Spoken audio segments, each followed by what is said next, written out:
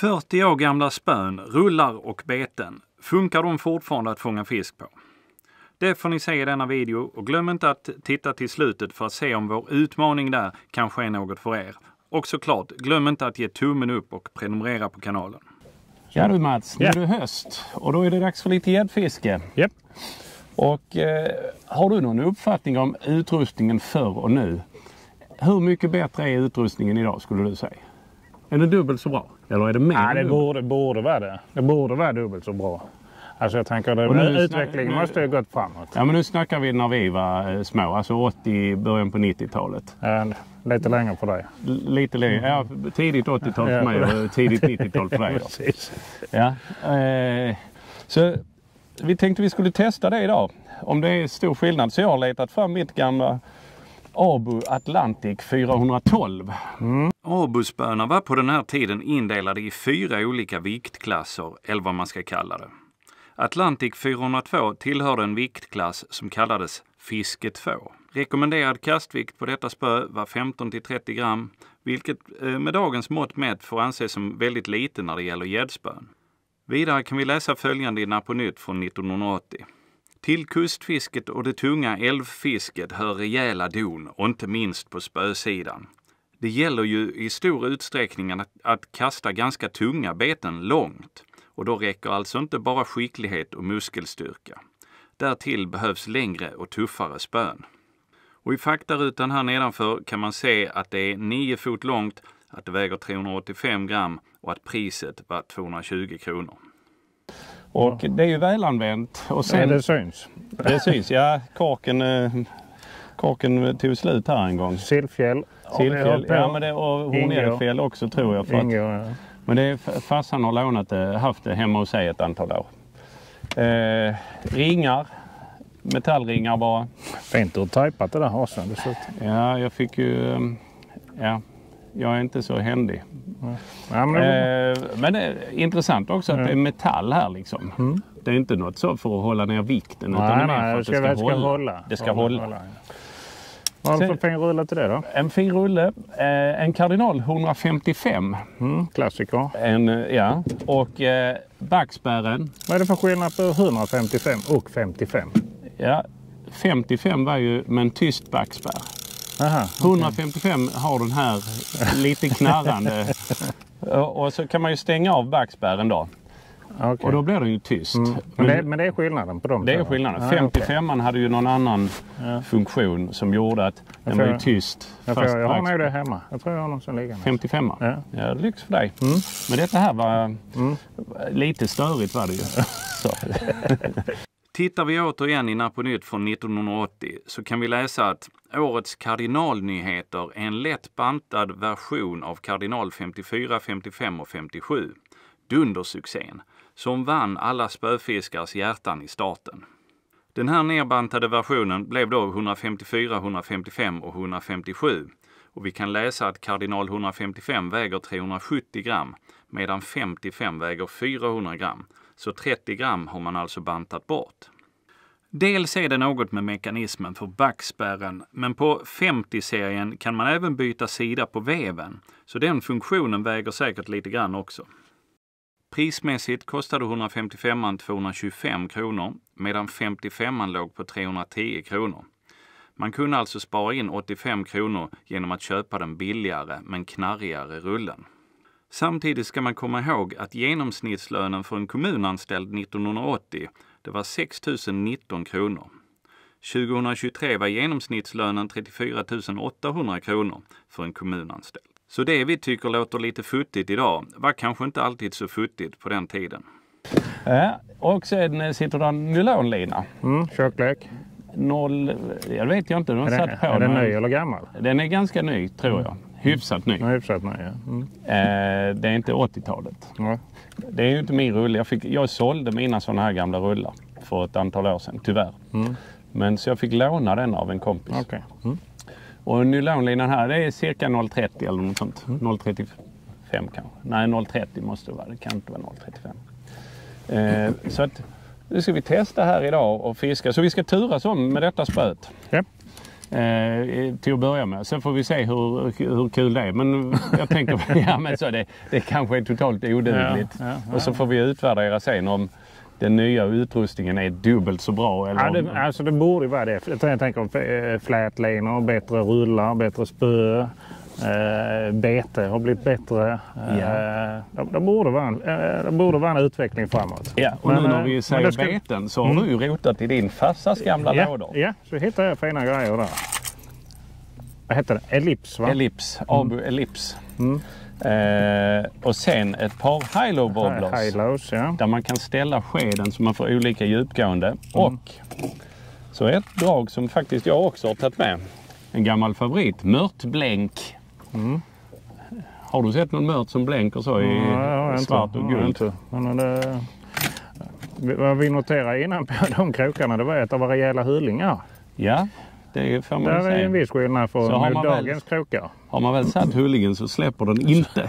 Jag tänker få den i fingret. Ja, hullinggapet är fan bredare än själva krokgapet nästan. Har du sett här en annan röd flärp? Ja, jag såg det faktiskt. Annan modell. Det är lite mer som Willow. Fladdrar på ett annat sätt. Det är nästan lite fuskigt att ha de röda flärparna. Det vet vi, men det vet vi sedan innan. Ja. Jag rotar ju också i mina gamla lådor. Och där hittar jag lite diverse. Kommer ni ihåg den här? Swim Whiz. Den är lite repig. Ja, lite repig, men en del av reporna är ju för att kroken liksom åker så. Krokarna var inte så bra på den heller. Sen hade vi då Atom. De är ju riktigt bra. Det kommer vi inte från. Simmar ju fantastiskt. Ja, och sen... de hade inte överlevt i 50 år om de inte är bra. Nej. Sen var det då... Ellips. Eller mörtblänk. Ditt Ellips här. Den har vi höga förväntningar på den. Ja, men faktiskt. Ja, den borde kunna funka. Och mörtblek är väl också cool. Men den känns ganska liten. 20 gram. Vi får testa. Ja. Så det visar de igen. Just det, de här. Men vi vet inte vad de heter. Eller? Nej, men det är kanske någon av tittarna som kan namnge det i kommentarna. Är de flytande eller sjunkande? Eller vad är ja. De är flytande eller sjunkande. Vad är det? Plastsked där, va? Där. Ja. Och jag kommer ihåg att de sa att de var prisvärda för de var relativt billiga och fiskade otroligt bra.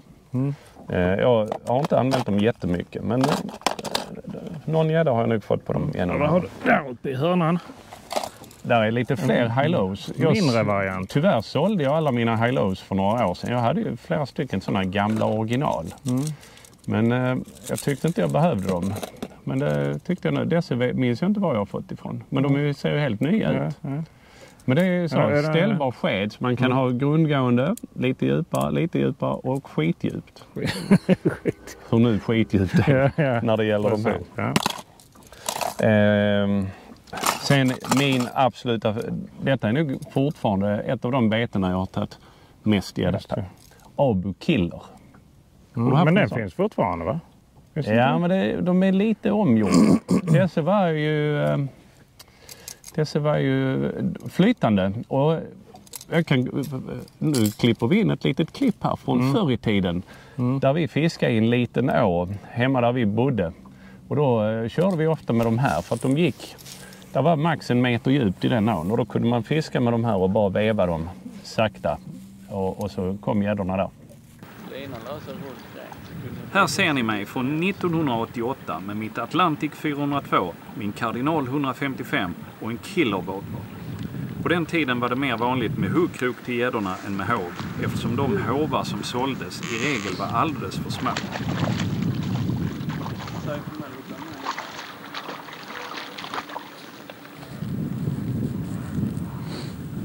Jävla brev och så långt. De har fastnat med alla krok. Så härligt.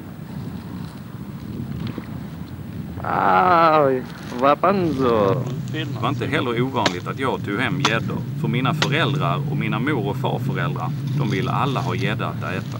Mordet på en gädda. Ja, Mårten gör. Va? Ja. Säg något. Va? Säg något. Kyss den. Tänk nu på att denna video spelades in 1988, det vill säga 17 år innan YouTube såg dagens ljus. Så vi hade ju inte någon aning om att någon annan än vi själva skulle se detta någonsin.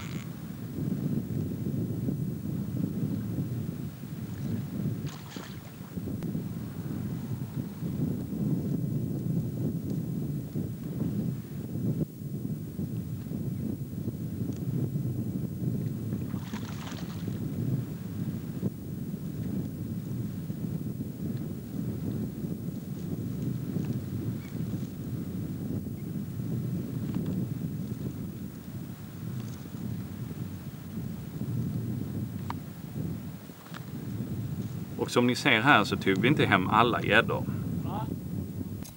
Så jag fick min första 10 kilos gädda på en sån här. Faktiskt. Kanske till och med just den kanske? Just den eller den. Någon av dem skulle jag nog säga. Jag har knäckt skedarna. Nej, jo. Här är en originalsked men jag har fått limma dit den. Och här är en... De ser lite repiga ut. Någonting ja men det är ju samma sak där. Det är krokens slår ju runt där. Men lite tuggade har de blivit.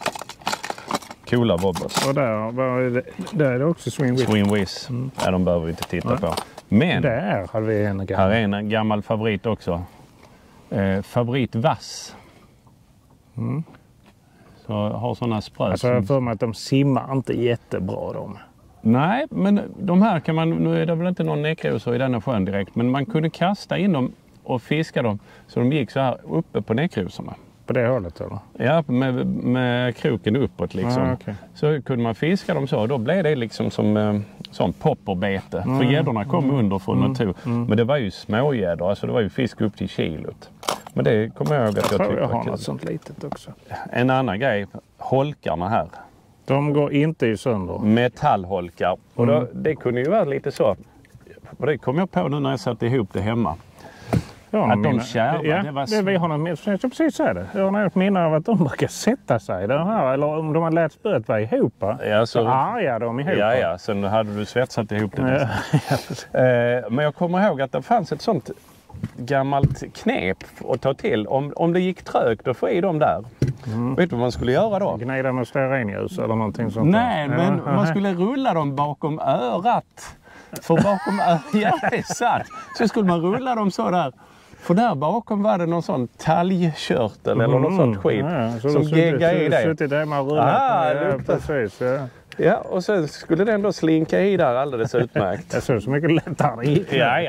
Det är risk att jag kastar iväg toppen nu. Och rätt så svajigt spö så får man säga. Jag brukar väl vara det när vad tror vi det är? 8-9 fot? 8 fot kanske? Jag kommer inte. Jag har ett här. Ska vi mäta det? Vi ser vad det är. 7,3 är det. Och det är ju längre. Så det är 8,3. Men då hade man, nu har man ju ett spö till det i fisket och ett spö till det i fisket. Ja, det har man. Detta spöet hade jag till allt. Jag fiskade karp. Jag fick min första karp på detta spöet. Ja. Jag fick min första 10 kilos Alltså de går ju knappt att ta i sönder de spöna. Det är nästan omöjligt. Nej, har inte jag lyckats på alla de här åren så var det ju fan. Men jag kommer ihåg när jag fick min första gädda över metern. En 7 kilos gädda. 104 centimeter lång i saxar. När jag fick den så tänkte jag om det här spöet. Fan, det är ju så jävla bra. Jag kommer aldrig någonsin att behöva köpa ett nytt spö i hela mitt liv. För det finns ju inget som slår detta. Nej. Ändå gjorde du det. Ändå köpte jag nya. Man måste ju stödja marknaden. Exakt, stödköpa lite. Nu ska vi se idag. Det kanske är så att man går tillbaks till detta sen. Upplägget då? Upplägget är så att vi fiskar en kvart var. Så turas vi om. Och så på olika platser. Och så när man är retrogubben så får man bara ha retrobeterna. Alltså de gamla beterna. Och är man den moderna så får man köra med vad fan man vill egentligen. Ja, vad den är sned den här. Nu har jag ju en sån modern keps på mig. Det funkar ju inte. Nej, ja det får du göra. För att, vad är alternativen? Det är att ta fram en sån här gammal keps som fanns på 80-talet. Va? Tänk en propeller på den. En propeller på den, men helt ärligt. De som designar skärmarna, vad skyddar den mot? Ja, möjligtvis att det inte... Om du fäller upp den så skyddar den. Ja, då blir du om det börjar regna. Så rinner det åt sidorna där. Exakt. Nej. Så att, Nej, alltså det går ju inte att använda. Nej. Jag hittade en annan där hemma också. Jag vet inte varför de ligger kvar. Men de låg i någon låda. Titta på den. Selga elgrossisten. Va? Skärmen når inte ut över ögonbrynen ens. Nej, det är jättefin. Ja, jättefint. Nej, det får bli en vanlig keps så man får lite skugga. Modern keps. Ja, precis. Ja, vad börjar du med, Mats? Jag börjar med en Westin Swim. Som vanligt. En av mina favoriter. Ja. Just och vi har ett litet grund här ute som ibland håller fisk. Och jag börjar med min favorit här, Abu Killer. 030 nylon. Har du ställt slivbromsen? Lyssna på den slivbromsen. Va? Ja. Så coolt låter inte din. Så, nu är tiden igång. Då kör vi. 15 minutes. 15 minutes, ja. Oj. Vilket svung i spöet. Vilket bra kast. Du var bra. Jag vågar inte. Du får säga till om knarren stör dig. Ja, vi har inte fiskat gädda på länge. Nej, så vi är lite ringrostigt. Jag kan säga att detta spöet har inte heller fiskat gädda på länge. Nej.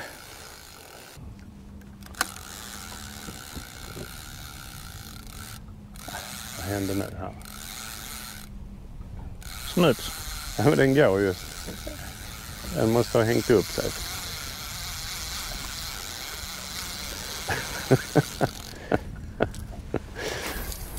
Var det så att man stod ut med detta jävla ljudet? Det är ju helt fantastiskt i så fall. Va? Det börjar redan bli störigt att lyssna på. Pang! Smack i backen. Smack i backen, ja. Vad hände här då, Mats? Ja, det var någonting som klev på här.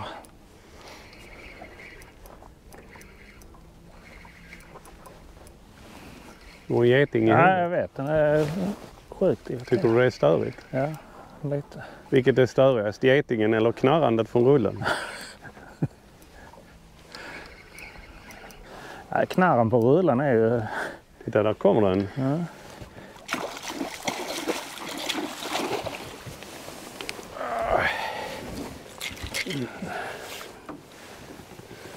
Nu vi se. Mats klarar detta utan att sätta tekroken i näven. Exakt. Så här.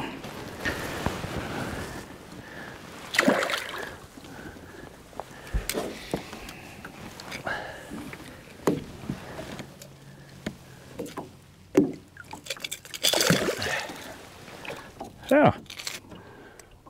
En av mina favoriter. Mm. Alltså 1. Det är den moderna utrustningen då. Ja. Ja. Jag börjar redan bli trött i handleden, Mats. Jag nappade på igen. Ja. En liten rackare.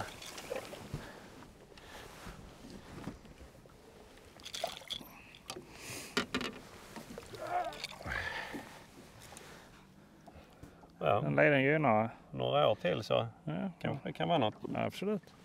Då var det 2. Då var det 2. Klick på den.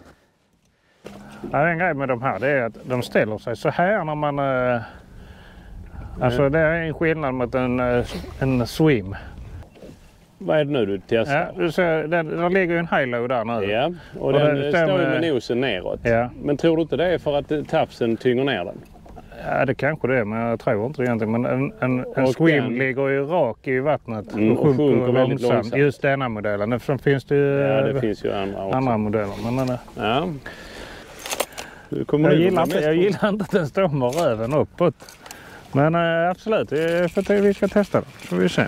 Nu har vi lagt oss lite så vi har grundet ditåt. Men det är samma grund fast på andra änden. Mm. Oj. Pipekast. Har vi inte börjat tiden? Jo. Oj, kolla vilket bra kast. Sköt den iväg draget bra tyckte jag. Bra höjd var det också. Ja precis, det är som du sa, det går inte att fälla över bygeln där. Fan vilken... Du gör också det automatiskt, eller så, med handen. Kan du inte vara lite tyst med din rulle?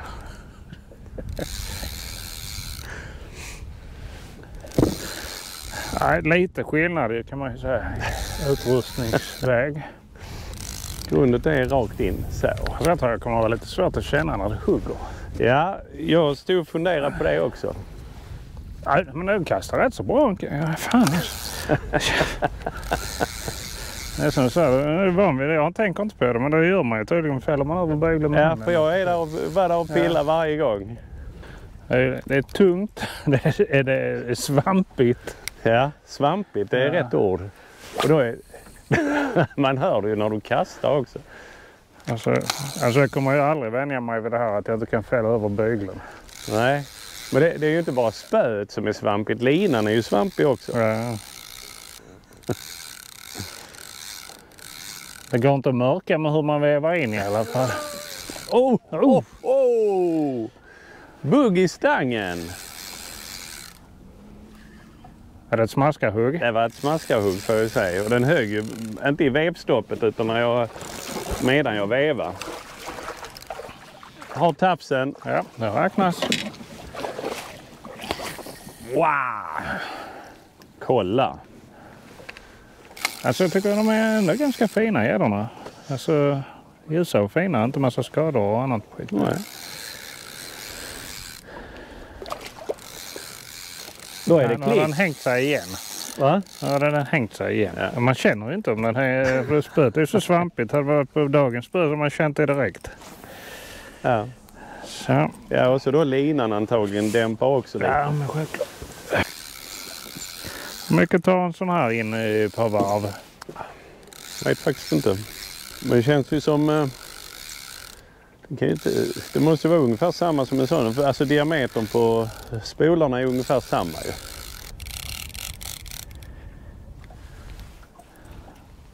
Alltså det är inte en meter. Från butten? Ja, från butten. Men då får vi testa här också. Jag tar också från butten då. Vad gjorde du så? Ja. Med kroken i... Ja, ungefär. In the butt. In the butt. The hook in the... Så? Ja, så ungefär. Och så ett vevtag? Ja. Ja, så. Ja, det är... Ja, fast det är ju bara en beteslängd ju. Ja, men så. Det är ungefär, ja men eftersom diametern på spolarna är ungefär samma så borde det vara ganska samma. Ellipsen är ju verkligen en kastraket i detta spöet så jag säger. Ja. Det var ju då, kommer du ihåg att de hade klassat Abus fiskespöd och sånt, att det var fiske 1, det var så lätt fiske. Ja, det stämmer. Fiske 2. Men var det inte ett klistermärke? Jo, så, ja men det har nog trillat av på det spöet. Så jag tror jag har för mig det var fiske 2 spö. För jag hade ett Abu 403 tror jag det hette, som jag köpte begagnat av en kompis. Som var fiske 3 och det var betydligt styvare.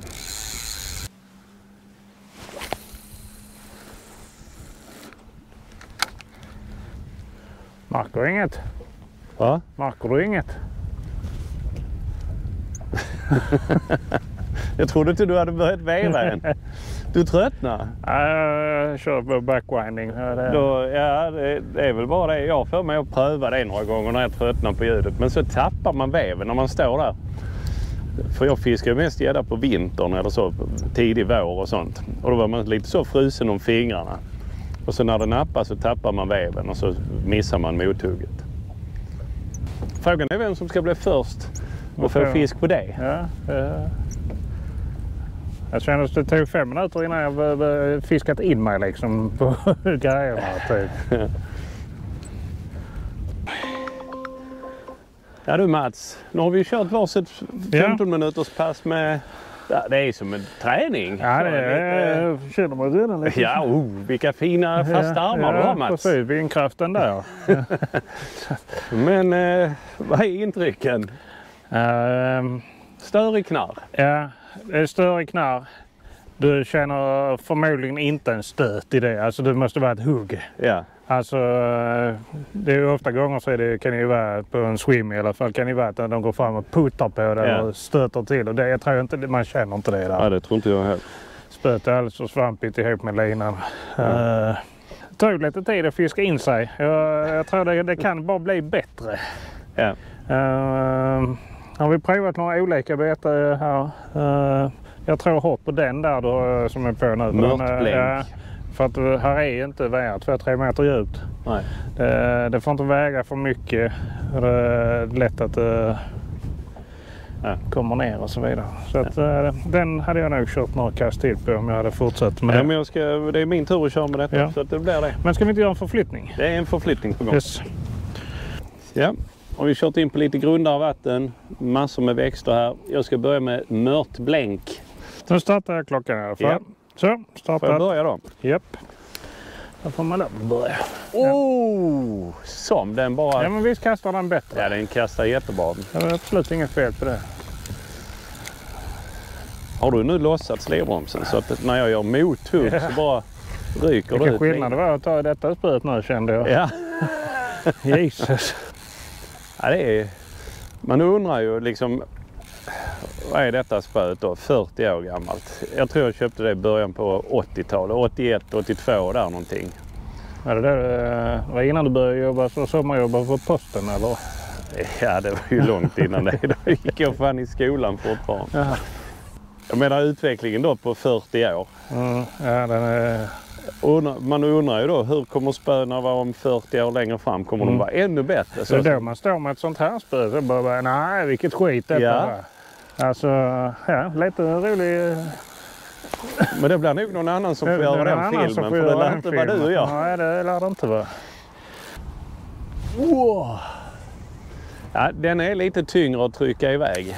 Killerwobbler. Ja, det är mega skillnad. Ja. Eller vad tänker du i spöet? Eller vad? Ja, alltså spöet orkar inte skjuta iväg den på samma sätt.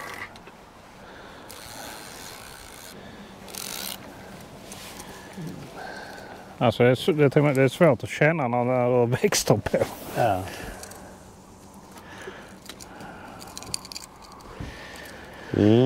Ja, nu kan du inte gå fel för att sätta på en liten high-low här nu. Ska du då ställa skeden på grund eller? Ja, det får du ju. Nej, det får vi. Det får man ju pröva sig fram. Men det blir en lite grundare modell. Ja, men den simmar ettrigt och fint. Jag tror jag gillar inte den när den ställer sig rakt upp. Men det är som du säger, det kan vara tafsen som...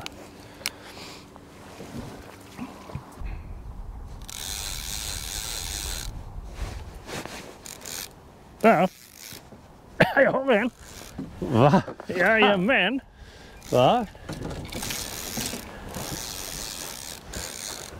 Vad hände här då? Nej, men sen nu plötsligt hände det här. Buggar det i 412 nu? Ja. Atlantikspöet. Jag fick känna efter 2 gånger först om det verkligen var om något fan. Du hur är det att drilla på? Är det stabilt? Ja, det är stabilt. Du kan... Eller du behöver inte den. Ja, det är topp i aktion liksom. Du klarar dig utan hov med andra ord. Ja, det tror jag nog. Oj, hoppar den också. Jag får se. Och så på... En high-low. High-low. Lite abborrfärgad. Ja, och skeden var ställd nu. Ja, den står ju grunt. Det är lite så... 45 graders vinkel. Ja, typ. Och då gick tiden ut precis när jag knäckt koden. Kasta high-low i medvind med andra ord.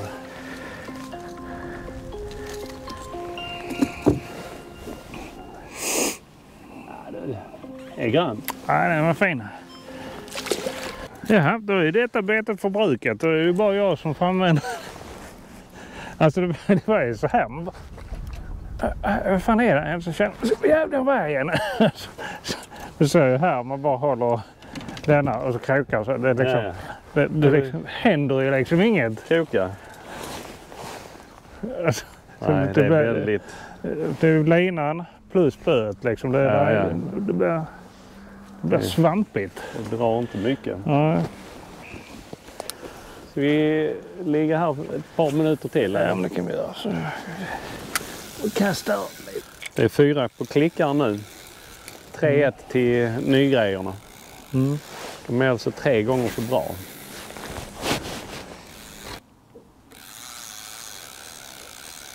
Men vilken skillnad det är när man får tag i de här grejerna. Det var ändå kul att vi fick en. Ja. Att du fick. Ja, men jag tyckte det var roligt om du också hade fått en. Just på det. Känslan. Så pratar en riktig fiskekompis. Känslan av att få det på de grejerna. Men det var inte utan att jag gillar Hylon. Alltså det är snabb ettrig gång i den. Det finns kanske en förklaring till att den har varit så populär genom åren. Ja. Eller hur? Så är det. Det är varmare i luft nu.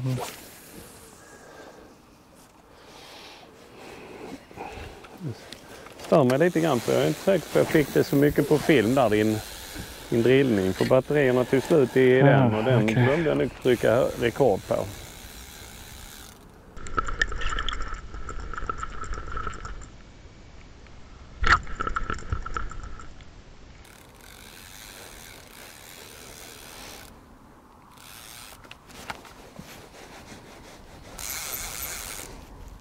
Det är fisk eller? Jag tror inte det. Men jag vet att det kändes... Nej, det måste vara en tångruska. Väl? Nej, det är fan nog en fisk. Oj, oj, oj. Det måste vara en fisk. Eller? jag kan inte svära på att det är fisk. Jag skulle bli förvånad om det inte är det. Titta! Kolla där, ja.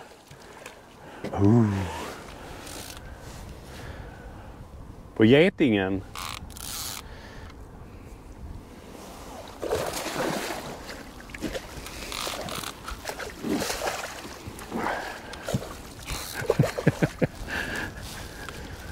Har tafsen. Det där, ja.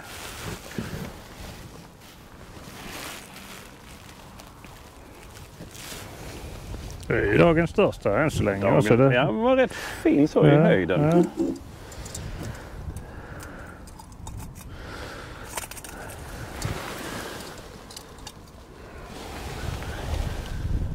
Va? Ja, så är det, ja.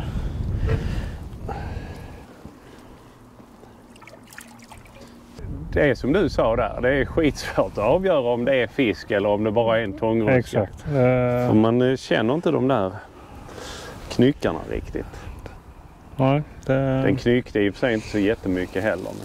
Nej, men det är man först man krokar och så man tror att men är det fisk eller är det inte fisk? Men jag tyckte att de andra gångerna har varit tångruska så har det segat på mycket mer. Detta kom helt plötsligt så bara var det tungt. Helt plötsligt var det bara tångruska. Ja, men jag kan inte säga att jag kände att det var puff, hugg så. Ja, det är en annan känsla i dagens grejer. Det är inget snack om det. Men det är nog mycket flätlina. Ja, men det är klart det är styvare klinga och så flätlina i. Hilo levererar. Jag fick den inte att ta spärr. Jag skulle ha den till att ta spärr. Så vi fick lyssna på en riktig rusning från... Ja, vi är uppe i 5 nu då. Ja, just det. 3-2. 3-2.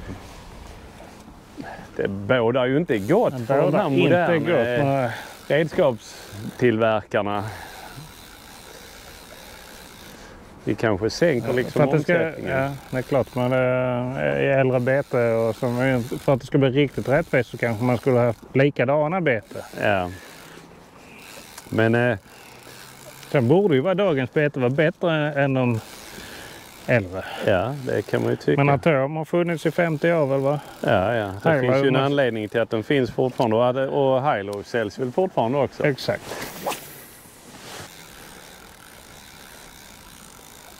Slutar med... Oj, jävlar! Vilket hugg. Slutar med att vi... ligger här. Nej, men att man får en låda bara med Hilos och så. Jävlar vad den small på denna kanske. Känns faktiskt rätt okej. Vilket bete kör du? Steam Swim. Man kan inte säga att det small på Atlantic-spöet. Det smäller ju nog mer med flätlinan. Ja, men det gör det. Man känner man ju när det hugger.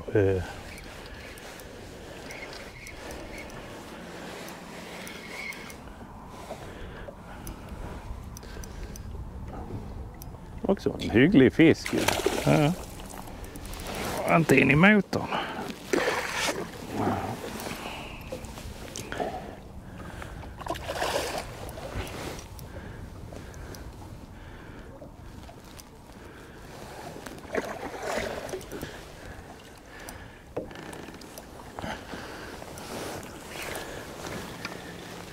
Absolut. Där.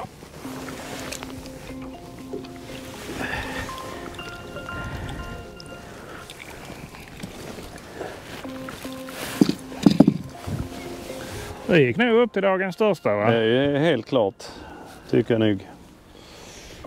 Ja?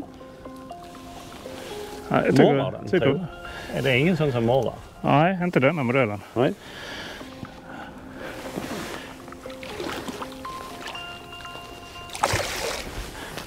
Nu fick jag ju avbryta min invävning här. Det måste jag ju få göra ett bonuskast. Extra kast menar du? Ja. Extra kast. Var det nummer 6 då? Ja. 4-2, va? 4-2. Lite Du röd. säger till när tiden startar. Ja, nu lugna ner dig. Så. Så, start. Ui. Vad satte du på nu då? Det är en Olive Perch heter den, va? Ja, en swim. Ja. Jag tycker de simmar riktigt fint alltså. Kanske dumt av mig att sälja alla mina highlows för något år sedan. Det var nog dumt det. Jag tänkte, nu har de legat där i 20 år, jag har inte använt dem. Då kan jag leva och sälja dem. De här är flytande dessa. Tror du det triggar dem att den stiger upp när man slutar veva? Med röven för. Ja. Fast, har du varit i någon hamn någon gång och sett betesfisk när de står där soliga dagar under båtar och sånt? Ja, det har man ju. Men... Så står ju vissa, de står ju med huvudet rakt neråt. Och hänger i vattnet. Så det kanske inte är en så dum taktik egentligen. Tog du den i vevstopp eller när du vevar? Ja. Ja, exakt. Det är det som man får veta. Jag kände det när jag vevade, men den kan mycket väl ha huggt medan jag höll det stilla. Men att jag inte kände själva hugget, så tror jag det var faktiskt. För sen när jag började veva så kändes det som att det hängde något skit. Men så tyckte jag att när det har varit gräs innan så har det segat mycket mer i början. Här var det mer tungt direkt. Så jag tänkte det kanske är fisk. Men det var helt omöjligt att avgöra, det får jag ju säga. Jag tycker ändå nu när vi kör med highlowerna så tycker jag att man fiskar ganska bra med det. Alltså när vi ställer in skeden och så vidare. Simmar så att man faktiskt tror på det. Ja. Fish on! Ja. Förbundna trolling. Va? Förbundna trolling. På trolling? Ja. Jag släppte den. Nej. Är den på? Jag tror det. Jag tror det var en liten sök.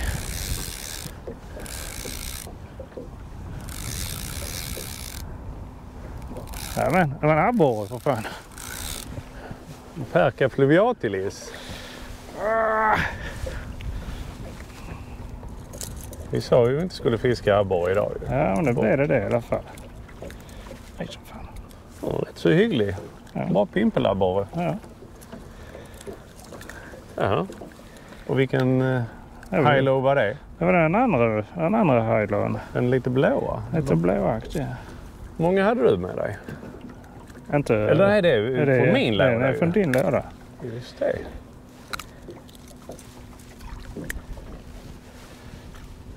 Ja. Då ser man. Går den in? Den går in. Den måste gå in. Så vi räknar alltså abborre? Ja, det får vi göra. Så, jag är redo Mats. För så startar jag klockan. Min sista omgång med gammelspöet. Och sen kör vi ett pass med dig också. Så får vi se. Och vad är ställningen? Ställningen är Räknar man med dina abborre? Ja, men det får vi göra. Vi får räkna med abborre. Var det på gammelspöet? Ja, det var det. Ja, det var det. Ja, då är det 4-3 va? Och den ska inte komma så. Men man känner ju för fan inte. Det är nästa problem med just den utrustningen. Det är att man känner inte när det är fel.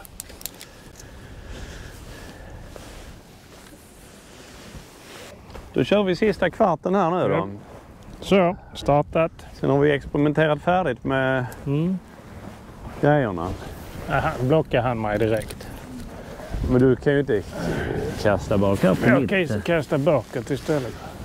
Men det var därifrån vi kom. Det var där nu fick jag kasta på det hållet istället.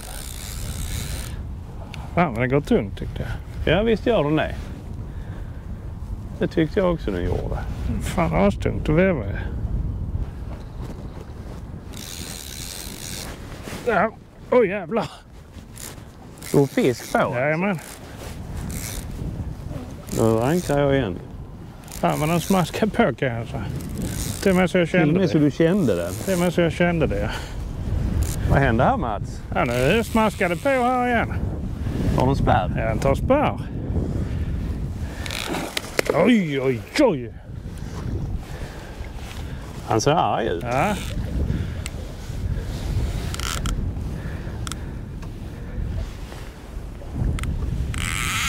Så ska ju slirboms låta ju. Kanske inte så. Ja. Stänger den av. Ja.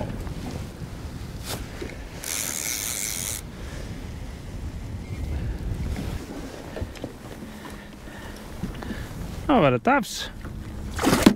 Oj. Så ja. 80 fisk. Och nu är det 4 lika. 4 lika, ja. Och har vi några minuter kvar att köra. Ja. Smaskade den ordentligt.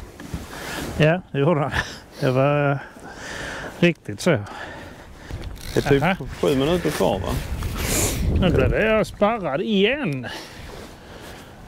Jag hade ett storfiskställe. Det är känsligt för gräs även high-low. Ja. Slutar simma direkt eller? Ja, så jag tycker det är en jävla cool gång. Ettrig. Nej, här blir nog inte mer. Jag kan börja köra framåt igen. Va? Jag kanske börjar köra framåt Det igen. var 1 minut kvar. Jaha. Precis när jag kommit igång. Vi kan ju välja själv om vi vill fortsätta. Han inte mer. Tar man skeden så den kommer bakåt så försvinner. Man måste ha den så den pekar framåt, annars försvinner den här ettriga gången liksom. Då så. Då har vi fiskat vars 3 halvtimmar. Nej, 3 kvartar. Eller 4. Vars 4 kvartar. Med retrogrejerna. Och det blev helt jämnt. Ja, om man räknar med din abborre som du fick på retrogrejerna. Ja, men det får vi räkna med. Så blir det 4 lika. Då blir det 4 lika. Ja. Ja. Men det finns ju en anledning till att man kör med sina nöjesspön. Ja, nöjesspö. Framförallt flätlina. Ja. Men för det var fan vad det var svampigt. Ja. Och så man känner man har ingen riktig kontroll. Nej, men en annan rulle och flätlina så hade det blivit en annan grej. Så hade spöet funkat, okej. Så hade det funkat, ja. Det hade blivit en annan grej. Ja, så är det ju. Men dagens bästa bete, vad var det? Det får nog high-low.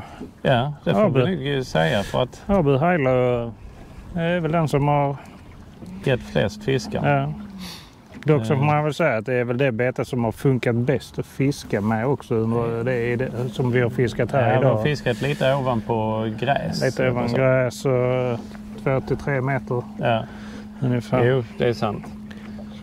Så skeddrag och sånt, det blir för tungt. Ja, det hänger skräp på krokarna för många. Exakt. Gånger. Men trevlig gång i de här high-low. Ja. Snabb, ettrig gång. Sen är frågan om de som inte hade något namn på. de som du kom. Om det inte är någon Kopia. Någon Hilo-kopia. Det är det nog. För jag tror annan det. sked och annan krokinfästning. Ja, där står ju inte Hilo på undersidan heller på dem som de gör på dessa. Men de ser likadana ut, ungefär. Och de fångar fisk. Vi fick ju på den getingen där. Getingen, ja. Precis. Ja. Det var rätt kul att fiska med retrogrejer.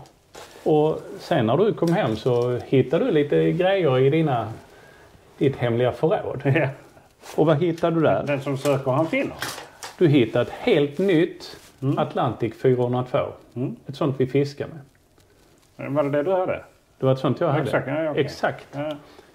Men ditt är nytt. Mitt var det var ju tejpade ringar och sånt. Då kan vi ha vars ett nästa gång. Det kan vi ha om du vågar använda detta. Ja. Men vi får väl ge oss ut och fiska mer sån retro. Men du, när vi har testat en gång med de här grejerna och fiskat in oss lite på dem. Ska vi se om det är någon som vågar ställa upp på en tävling mot oss då? Det tror jag inte det är. Där du och jag kör bara retro-grejerna så får de använda sina moderna grejer. Jag tror inte det är någon som vågar. Tror du det?